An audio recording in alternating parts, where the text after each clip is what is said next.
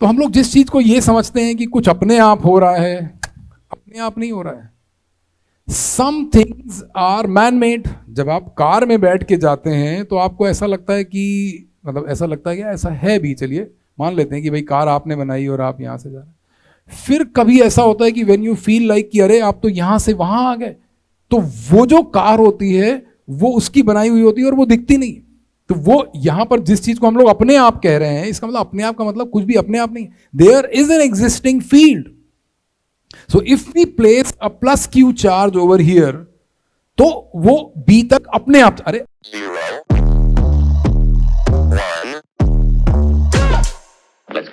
तो अगर हम लोग ये कह रहे हैं कि electric potential decreases along a field line है, और जो भी पोटेंशियल की बेसिक डेफिनेशन क्या थी? पोटेंशियल डिफरेंस बिटवीन 2 पॉइंट्स, कोई भी 2 पॉइंट्स। अगर हम VB माइनस VA कह रहे हैं तो वो कहते हैं कि work done from A to B होगा, और ये होगा Q0। बहुत ध्यान से देखिए, वो ये कह रहे हैं कि अगर हम लोगों ने A पॉइंट को इंफिनिटी पर ले लिया, now if A is at infinity, तो A इंफिनिटी का मतलब क्या होता है कि VA 0 हो जाएगा, तो VB क्या आ जाएगा? VB विल बी, अगर हम इसी इक्वेशन में अपडेट कर रहे हैं तो VB माइनस 0, ठीक है। और ये क्या हुआ? Infinity to B। यही तो डेफिनेशन थी, पोटेंशियल एट अ पॉइंट की डेफिनेशन यही थी। ध्यान से देखिए, यही डेफिनेशन थी। वो ये कहते थे you need to bring a unit positive charge from infinity to that point. That point का मतलब वो पॉइंट जो किसी चार्ज या मोर देन वन चार्जेस की फील्ड में हम लोगों ने जो डेरिवेशन किया, जब हम लोगों ने वो टिपिकल वेरिएबल फोर्स का वर्क डन निकाला और कैलकुलेशन किया, तो उसमें हम लोगों ने सिंगल चार्ज लिया। But later on we have done the sequences for 2 charges, 3 charges, 4 charges, 5 charges और n चार्जेस। तो डेरिवेशन ऐसे ही किया जाता है, डेरिवेशन करने का यही तरीका। इस फॉर्मूला को भी हम लोग जनरलाइज कर रहे हैं। मैं आपको ये सजेस्ट कर रहा हूं कि आप इस तरीके को भी पोटेंशियल समझने के लिए इस्तेमाल कर सकते हैं। व्हाट इज दैट इस्तेमाल? इस्तेमाल इज कि जब हमको, अगर हमने किसी सिचुएशन में VA माइनस VB लिखा है, मान लीजिए कहीं हम लोगों, और ये जनरल है, this is not for 1 charge, 2 charge, uniform field, non uniform field, anyway VA minus VB है, तो आप वर्क डन, अगर A माइनस B लिखा है तो आप वर्क डन B से A जाने में करेंगे। It works like this, this VA minus VB is this. But अगर आपने यहां पर VB माइनस VA लिखा है तो इसका मतलब अब आप A से B जाएंगे बाय द डेफिनेशन। ठीक है, क्या डेफिनेशन कह रही है? आइए हम लोग यहां पर देख लेते हैं। एक कंसेप्ट यहां पर ऐसा आएगा कि जब हम लोग ये बोलेंगे कि ये एक यूनिफॉर्म इलेक्ट्रिक फील्ड है, ठीक है, मान लेते हैं यहां पर कोई एक पॉइंट A है और यहां पर कोई एक पॉइंट B। क्या हो रहा है A और B में? वो ये कह रहे हैं कि इसको, जो कि एक पॉजिटिव चार्ज है, डेफिनेशन में ये यूनिट पॉजिटिव चार्ज होता है। तो अगर मान लीजिए हम किसी प्लस क्यू चार्ज को अगर हम A से B ले जाएं, प्लस क्यू चार्ज को A से B जाना है, तो वो अपने आप चला जाएगा। सो व्हेन वी से कि कोई भी प्लस क्यू चार्ज अपने आप चला जाएगा, तो अपने आप का मतलब यहां पर क्या है? अपने आप का मतलब है कि कोई, अपने आप का मतलब वो नहीं होता है, अपने आप का मतलब है कि ये भी ईश्वर की बनाई हुई फील्ड। इसका मतलब कि ये वाली फील्ड इसको A से B ले जाएगी, हमको कुछ नहीं करना है। तो हम लोग जिस चीज को ये समझते हैं कि कुछ अपने आप हो रहा है, अपने आप नहीं हो रहा है।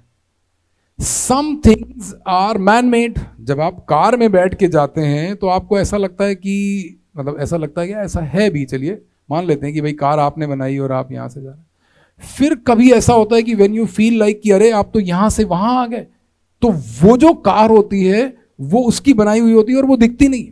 तो वो यहां पर जिस चीज को हम लोग अपने आप कह रहे हैं, इसका मतलब अपने आप का मतलब कुछ भी अपने आप नहीं। There is an existing field. So if we place a plus Q charge over here, तो वो बी तक अपने आप, अरे अपने आप का मतलब ये कि ये जो फील्ड है, ये जो नीली वाली फील्ड है, ये नीली वाली फील्ड इसके ऊपर एक फोर्स लगाएगी, और नीली वाली फील्ड का जो मैग्नीट्यूड होगा फोर्स का वो ये होगा। एक सिचुएशन ये है कि वर्क डन नेगेटिव होगा, और एक सिचुएशन ये है कि वर्क डन पॉजिटिव होगा। बहुत ध्यान से देखिए, ये जो नेगेटिव वर्क डन है, इस नेगेटिव वर्क डन को हम लोगों ने अभी जो डिस्कस किया अपने आप हो रहा है। अपने आप का मतलब क्या है कि हम लोग ये बोलते हैं कि work is done by existing field. जिस फील्ड में हम लोग हैं, एग्जिस्टिंग फील्ड या रेफरेंस चार्ज की जो फील्ड है, रेफरेंस चार्ज की फील्ड है, क्योंकि हम लोग पोटेंशियल की एक्सरसाइज फील्ड में ही करते हैं, ऐसा नहीं होता कि फील्ड। और वर्क डन नेगेटिव होगा, this is one thing and this is another thing. Work would be positive when work is done by external agency. मैंने आपको बताया कि एक्सटर्नल एजेंसी का मतलब क्या है। एक्सटर्नल एजेंसी का मतलब है कि कोई दूसरी इलेक्ट्रिक फील्ड।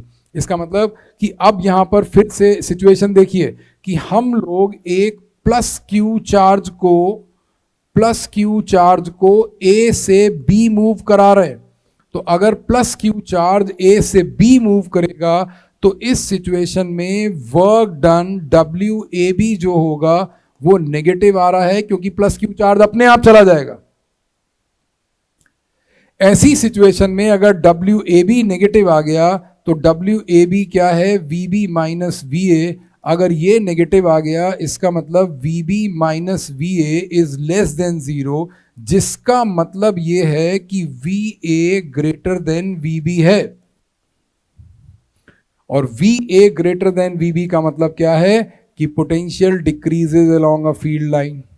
फिर वो कहते हैं नहीं, तुमने दो फॉर्मूले बताए, इस फॉर्मूला से बताओ कि हम लोग बी से ए का वर्क डन देखना चाहते हैं। तो वो कह रहे हैं कि अगर प्लस क्यू चार्ज को बी से ए ले जाओगे, अगर हमने डेफिनेशन ही बदल दी, डेफिनेशन बदलने का मतलब कि अब हमारे लिए ऑरेंज इज द ब्लैक, ये ब्लैक इज द ऑरेंज। वो कह रहे हैं डब्ल्यू बी ए क्या है, डब्ल्यू बी ए इस केस में पॉजिटिव आएगा। क्यों पॉजिटिव आएगा? इसका मतलब ये है कि वर्क डन इन मूविंग, मैं लिख दे रहा हूं पूरी स्टोरी, ध्यान से देखिए। Work done in moving plus Q naught, work done in moving plus Q naught from B to A. अब फील्ड कहां है? फील्ड इस तरफ है, पॉजिटिव फील्ड कहां ले जाएगी पॉजिटिव चार्ज को? इधर। तुमको ले जाना है बी से, तो इसका मतलब बी से ए ले जाने में अगर डब्ल्यू बी ए पॉजिटिव है तो डब्ल्यू बी ए होता है V A minus V B. तो V A minus V B की भी ये डेफिनेशन में आप देख रहे हैं कि जब V A minus V B है तो बी ए होता है, जब वी बी माइनस वी है तो डब्ल्यू ए बी होता है। इसका मतलब चार्ज को हम ए से बी मूव करा रहे हैं। तो ए से बी का मतलब कि फाइनल क्या हुआ? बी। इनिशियल ए, तो पोटेंशियल डिफरेंस हम लोग डिफाइन कर रहे हैं, तो डिफरेंस का मतलब final minus initial. Very good. So अब ये V A minus V B positive हो गया, इसका मतलब V A minus V B greater than zero हो गया, इसका मतलब V A greater than V B हो गया। इसका मतलब ये हुआ कि रिजल्ट यहां से भी वही रिजल्ट आ गया कि electric potential decreases along a field line. We A अगर ज्यादा है तो वो अलग अलग मेथड से करने से फर्क नहीं पड़ेगा। अगर वी ए ज्यादा है तो वी ए ही ज्यादा रहेगा, वो चाहे आप चार्ज को ए से बी मूव कराएं या बी से ए मूव कराएं, उससे कोई फर्क नहीं पड़ेगा। Very good. तो जो नेक्स्ट वेरी गुड है इस टॉपिक का, इलेक्ट्रिक पोटेंशियल का, एक वेरी गुड हम लोगों ने ये पढ़ा जिसको हम लोग कह रहे हैं कि electric potential decreases along a field line. और जो नेक्स्ट वेरी गुड है इलेक्ट्रिक पोटेंशियल टॉपिक का, वो है इक्वी पोटेंशियल सरफेस। एक बात और समझ लीजिए, थोड़ी सी टेक्निकल बात है कि अगर हम लोग इलेक्ट्रिक पोटेंशियल का कोई टॉपिक पढ़ रहे हैं तो क्योंकि मैंने ये बात आपको बार बार बताई और लगातार बता रहा हूँ कि पोटेंशियल जो भी चीज़ है वो फील्ड से रिलेटेड चीज़ है। और फील्ड ऐसी चीज़ है जो ऐसा नहीं कि केवल एक चैप्टर में यूज़ हो रहा हो। इट इज़ लाइक मैकेनिक्स जैसे हम लोग पढ़ते थे, तो जो हम लोगों ने वेलोसिटी, फोर्स और एनर्जी का कंसेप्ट पढ़ा, so that concept is applicable everywhere. Means not only in mechanics की भाई कोई एक बॉल ड्रॉप करी या फुटबॉल का केस है या स्टोन ड्रॉप किया, ऐसा नहीं। In case of molecule, from all micro to macro, the concept of mechanics is valid. इसी तरीके से ये एक दूसरी ब्रांच है फिजिक्स की जिसको हम लोग इलेक्ट्रिसिटी एंड मैग्नेटिज्म कहते हैं। तो जहां पर ये इलेक्ट्रोस्टैटिक्स, इलेक्ट्रिसिटी, मैग्नेटिज्म और ये इंडक्शन और ये ऑल्टरनेटिंग करंट, जहां पर ये चीजें आती हैं, वहां पर हर टॉपिक में इलेक्ट्रिक फील्ड और इलेक्ट्रिक पोटेंशियल का यूज है। तो इसलिए आप कभी भी ये मत सोचिए कि हम लोग ये एक पर्टिकुलर टॉपिक कर रहे हैं या एक पर्टिकुलर चीज कर रहे हैं। हम उसको कई तरीकों से समझा रहे हैं इलेक्ट्रिक पोटेंशियल को, जैसे पोटेंशियल एनर्जी से स्टार्ट किया। तो अब जो इसमें मैं ये कह रहा था आपको कि जो अगला वेरी गुड है, जो अगला कंसेप्ट है इसका, जो अगला इलेक्ट्रिक पोटेंशियल का कंसेप्ट है, उसका नाम है इक्वी पोटेंशियल सरफेस। ठीक है, सुंदर नाम है और काफ़ी रेलेवेंट भी है और काफ़ी स्ट्रेट भी है। स्ट्रेट का मतलब कि equi, the word comes from equal, equi potential surface. तो पूरी बात यहाँ पर एक्चुअली कह दी गई है। Topic itself is saying the whole story of this thing. इसका मतलब कि हम एक ऐसी सरफेस की कल्पना कर रहे हैं जिस सरफेस के हर पॉइंट पर पोटेंशियल सेम होने वाला है। और आप समझ गए कि अगर हम लोग मैं इसकी डेफिनेशन यहाँ पर पहले लिख दूं कि equipotential surface is nothing but an imaginary surface, an imaginary surface in an electric field. इसको ये बात मेंशन कर देना। कई बार डेफिनेशंस में ये बात मेंशन नहीं करते हैं और ऐसा लगता है, जो हमारे भोले वाले बच्चे हैं आइसक्रीम वाले, उनको कभी कभी ऐसा लगता है कि इलेक्ट्रिक फील्ड कोई अलग चीज़ है और पोटेंशियल अलग चीज़ है। जबकि मैं बार बार आपको समझा रहा हूँ कि इलेक्ट्रिक पोटेंशियल का जो कंसेप्ट है वो इलेक्ट्रिक फील्ड के किसी पॉइंट की करेक्टरिस्टिक को बताने का, उसको एक्सप्लेन करने का, उसको समझने का स्केलर मेथड है। An imaginary surface in an electric field for which potential is same, for which the potential is same, the potential is same at every point, at every point of it. This is called equipotential surface. It seems like very very simple और है भी simple, कोई इतनी बड़ी बात नहीं है। जब हम लोग, आप इसको ऐसे समझ सकते हैं कि जब हम ये कहते हैं कि हमारे पास एक पॉइंट चार्ज है, और या मैं इसको ऐसे आपको समझाऊं कि अगर हम पहले से एक सरफेस ड्रॉ कर लें, सरफेस का मतलब कि यहाँ पर अगर मैं आपको ये बोल दूं कि ये एक स्फेरिकल सरफेस है, ठीक है, तो इसका मतलब ये है, वो ये कहना चाह रहे हैं कि अगर यहाँ पर हम एक पॉइंट चार्ज एज्यूम कर रहे हैं, say that this point charge is Q, और जब आपसे ये कहा जाता है कि इससे आर डिस्टेंस पर पॉइंट चार्ज क्यू से आर डिस्टेंस पर कोई एक पी पॉइंट है, ये अगर हमारा पी पॉइंट है, तो पी पॉइंट पर जो पोटेंशियल होता था वो k times 1/4πε0 times Q upon R था। और अगर ये चार्ज पॉजिटिव है तो ये पोटेंशियल हमारा पॉजिटिव था। This will come as some number. Number means कि आर की वैल्यू और क्यू के हिसाब से मान लेते हैं कि इसकी वैल्यू +10 वोल्ट आ रही है, say that, just assuming a number. ऐसी सिचुएशन में क्या होगा कि जब हमको ये कहा जाता है कि पॉइंट चार्ज है और पॉइंट चार्ज से आर डिस्टेंस पर एक पॉइंट है, पॉइंट को अगर आप स्पेस में एज्यूम करें, 3D स्पेस में एज्यूम करें कि यहां पर एक पॉइंट है और इससे आर डिस्टेंस पर दूसरा पॉइंट है, तो अगर ये पॉइंट ए है जहां पर +q चार्ज रखा है और उससे आर डिस्टेंस पर, किसी गिवन डिस्टेंस पर कोई दूसरा पॉइंट बी है, तो यू कैन एज्यूम कि वो बी पॉइंट आर डिस्टेंस पर यहां भी हो सकता है, यहां भी हो सकता है, नीचे भी हो सकता है, लेफ्ट डाउन भी हो सकता है, वर्टिकल डाउन भी हो सकता है, टुवर्ड्स मी हो सकता है, टुवर्ड्स हिम हो सकता है, टुवर्ड्स यू हो सकता है। इसका मतलब there will be the locus, there will be a locus of all such points distant r from the point charge, तो उसका लोकस क्या बनेगा, उसका स्फीयर लोकस बनेगा। इसका मतलब कि इस सरफेस के किसी भी पॉइंट पर अगर ये एक आर रेडियस की सरफेस है तो ना केवल P बल्कि Q बल्कि R बल्कि S, कहीं पर भी इस सरफेस के किसी पॉइंट पर आप लोग पोटेंशियल ले ले, इस पोटेंशियल की वैल्यू सेम आएगी। यही VQ होगा, यही VR होगा, यही VS होगा। अब दूसरा सवाल, क्या किसी पॉइंट चार्ज के चारों तरफ एक इक्विपोटेंशियल सरफेस होगी? नो।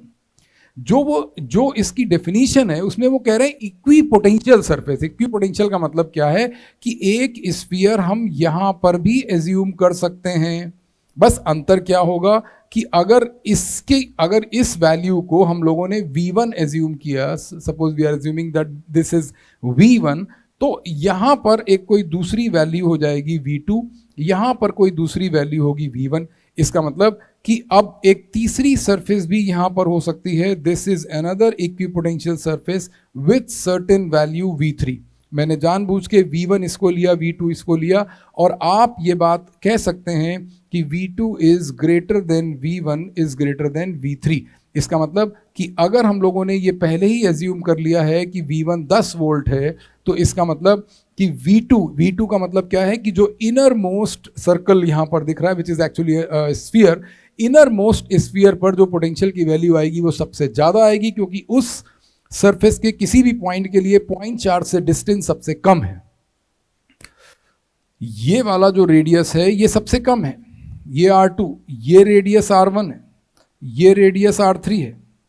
ठीक है, तो अगर हम लोगों ने V1 को 10 मान लिया है तो इस कॉन्सिक्वेंस में V2 इससे थोड़ा सा ज्यादा होगा, से दैट दिस, और V3 इससे थोड़ा सा कम होगा, से दैट दिस। ये तो हम लोगों ने जो सीरीज यहां पर बनाई है वो ऐसी कि V2 की वैल्यू 15 है, V1 की वैल्यू 10 है और इसकी वैल्यू 8 है। जैसे जैसे हम प्लस Q चार्ज से दूर जा रहे हैं पोटेंशियल डिक्रीज कर रहा है, but remember all these concentric spheres. इसका मतलब वी कैन राइट हियर कि for a positive point charge हम लोग, क्योंकि यहाँ पर जब हम लोगों ने इस इक्विपोटेंशियल सरफेस की कल्पना की है तब हम लोगों ने ये कहीं नहीं कहा कि सरफेस का शेप क्या होगा।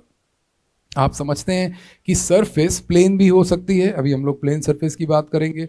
आप ये समझते हैं कि सरफेस स्फेरिकल भी हो सकती है, बिल्कुल सरफेस ओपन भी हो सकती है, क्लोज भी हो सकती है। पॉइंट चार्ज के लिए तो जो स्टेटमेंट हमारा बन रहा है वो ये है कि फॉर अ पॉइंट चार्ज,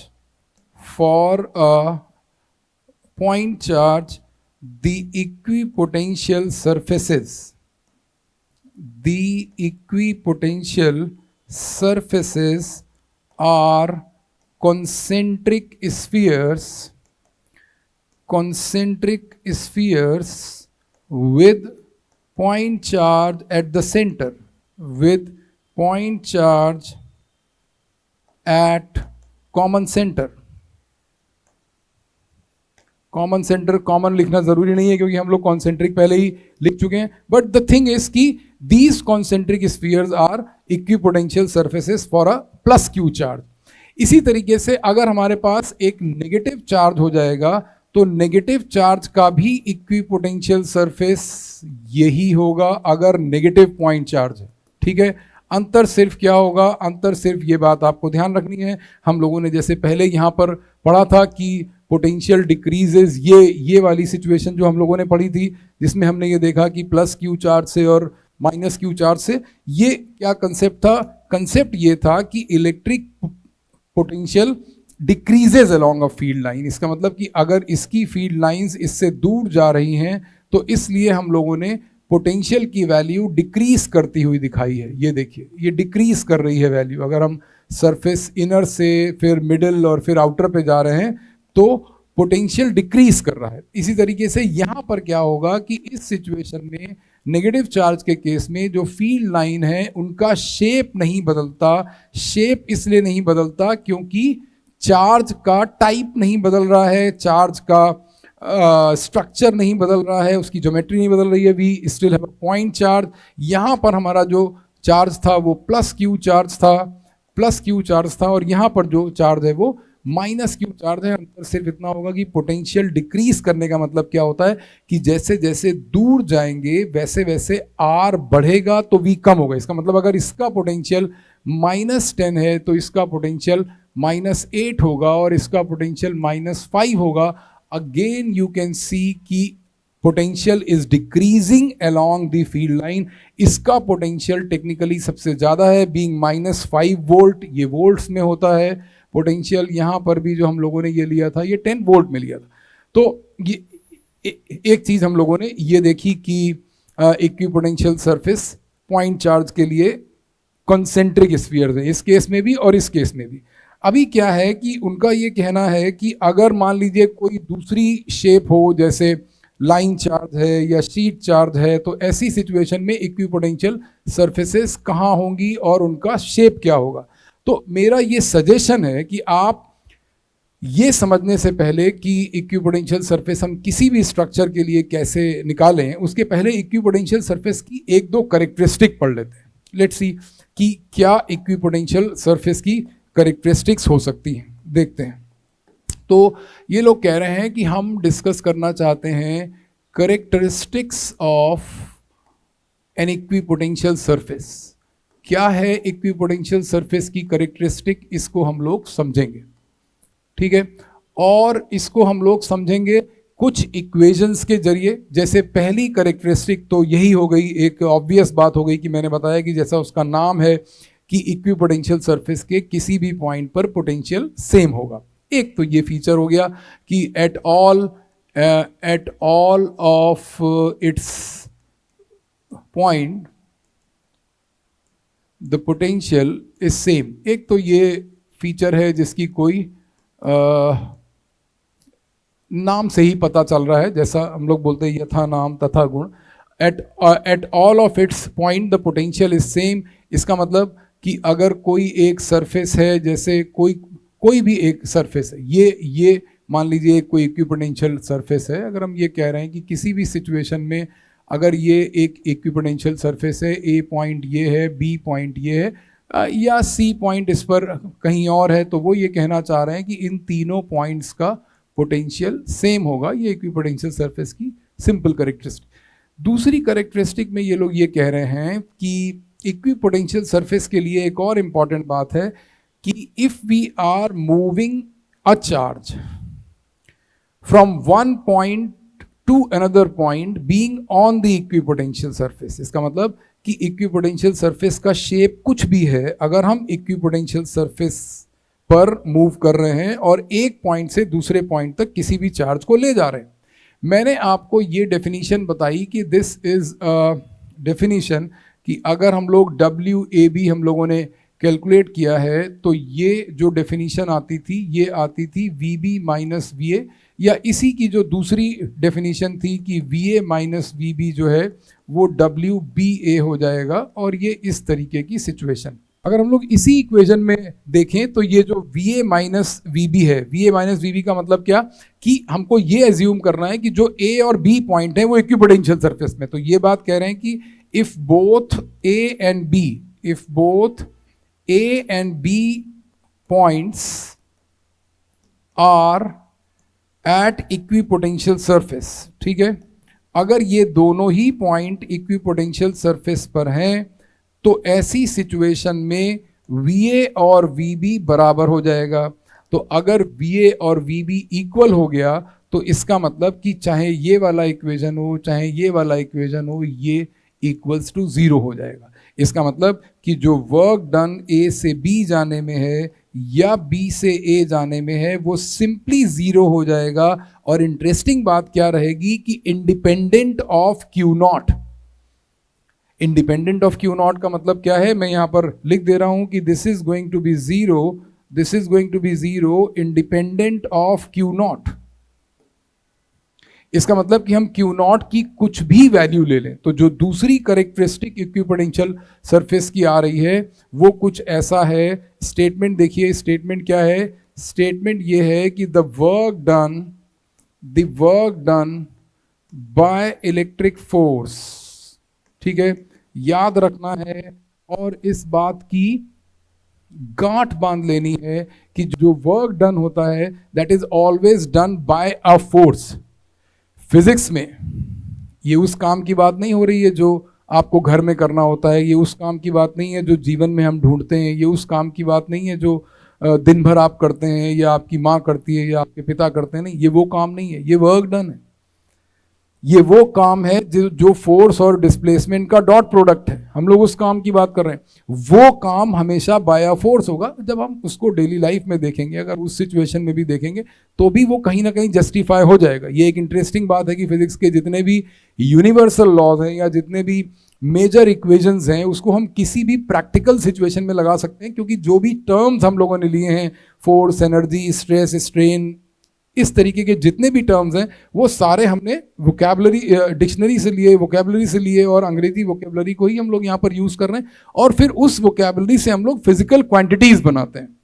ठीक है, तो ये कह रहे हैं कि the work done by electric force in moving, work done by electric force in moving any charge, बहुत ध्यान से देखिए, in moving any charge from one point to another, from one point to another on an equipotential surface, on an equipotential surface,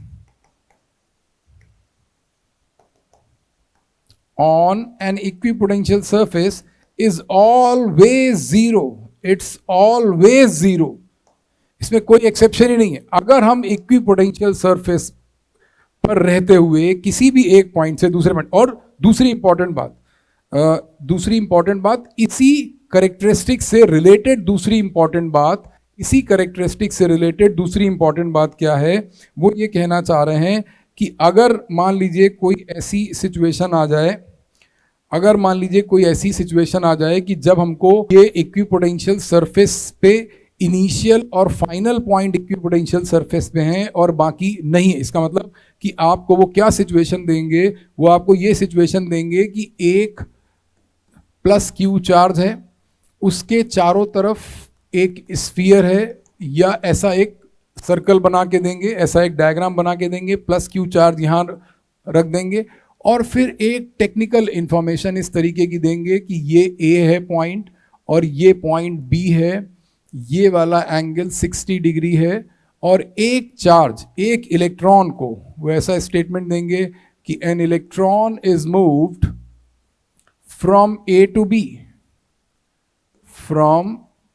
B, और इसका कुछ charge दे देंगे, say that 3.2 microcoulomb, जो कि 1.6 से मिलता जुलता हुआ दिखेगा, और फिर वो आपको ऐसा बोलेंगे कि यहां पर एक इलेक्ट्रॉन है जिसको हम यहां से यहां तक इस पाथ पर ले जा रहे हैं, so that the radius vector rotated through an angle 60 degree. बिल्कुल भी परेशान नहीं होना है।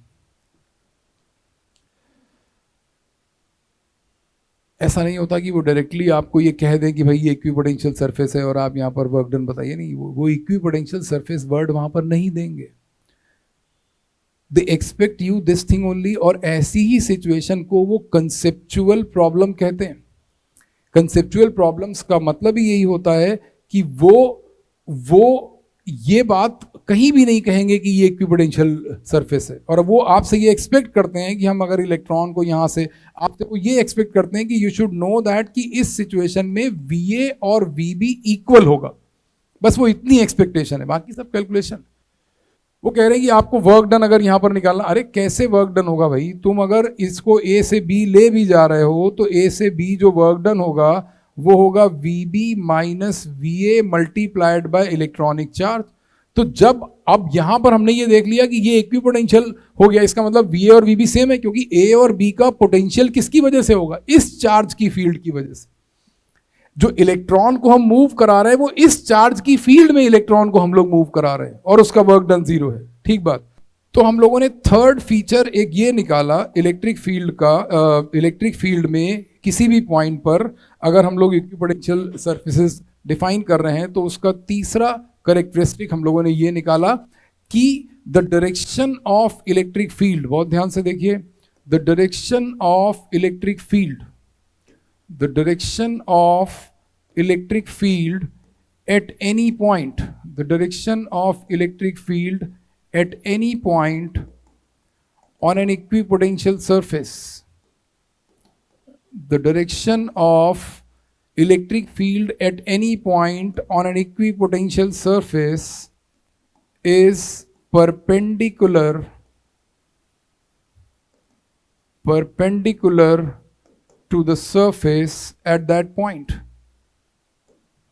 समझिए, ये समझिए कैसे भी हम लोग इसको समझ सकते हैं। बहुत सारे तरीके हैं, सबसे इंटरेस्टिंग तरीका यही वाला है कि जो हम लोगों ने dv का फॉर्मूला पढ़ा और हम लोगों ने ये बताया कि dv upon dr is equal to minus E cos theta. और ऐसी सिचुएशन में इसका जो प्रीवियस स्टेप था वो ये था कि dv is equal to minus of E dot dr। ध्यान से देखिए, अब क्या है कि ये dr जो वेक्टर है, dr का मतलब जो भी डिस्टेंस वेक्टर है यहां पर, वो dr वेक्टर कहां है? On the surface. dr vector कहां है? On the surface. इसका मतलब कि अगर कोई ऐसी सरफेस एक हम लोगों ने एज्यूम करी तो dr वेक्टर यहां है, और इनका ये कहना है कि अगर ये सरफेस इक्विपोटेंशियल सरफेस है और यहां पर अगर हम लोग dv देखें तो dv क्या होगा? इन दो पॉइंट्स के बीच का पोटेंशियल डिफरेंस। ये देखिए मैं यहां पर मेंशन कर दे रहा हूं, A B C D is an equipotential surface. ये 3D हो जाएगा। क्यों 3D हो जाएगा मैं भी आपको बता रहा हूं, क्योंकि हम लोगों को सरफेस के परपेंडिकुलर लाइन दिखानी है। तो सरफेस का मतलब 2D हो गया, और सरफेस के परपेंडिकुलर लाइन मतलब थर्ड डायमेंशन भी वहां होगा। तो ये कह रहे हैं कि the direction of electric field at any point on an equipotential surface is perpendicular to the surface. तो क्योंकि यहां पर वर्ड है परपेंडिकुलर टू द सरफेस, इसलिए मैंने ये सरफेस इस शेप की बनाई है। और जब अभी हम यहां पर ये बोलेंगे कि अगर A B C D is an equipotential surface, तो dv क्या होगा? dv होगा simply potential of q minus potential of p which is eventually zero. क्यों? क्योंकि ये इक्विपोटेंशियल सरफेस है, हम लोगों ने माना है। हाँ, क्योंकि हम लोग इक्विपोटेंशियल सरफेस की कैरेक्टरिस्टिक डिफाइन कर रहे हैं। तो इस इक्वेशन में जब हम ये बोलेंगे कि dv हमारा minus E D R cos theta आ गया। अब देखिए, अगर हम लोगों ने पोटेंशियल की बात कर रहे हैं तो इसका मतलब हम इलेक्ट्रिक फील्ड में हैं। अगर हम इक्विपोटेंशियल सरफेस की बात कर रहे हैं तो ऐसी सरफेस जिसके हर पॉइंट पर पोटेंशियल सेम है। अब हर पॉइंट पर पोटेंशियल सेम है, इसका मतलब पोटेंशियल पहले तो है फिर सेम है। फिर बात आई कि अगर पोटेंशियल की कल्पना हम लोग कर रहे हैं तो इसका मतलब कि वो पॉइंट जहां पर हम लोग पोटेंशियल निकाल रहे हैं वो पॉइंट इलेक्ट्रिक फील्ड में है।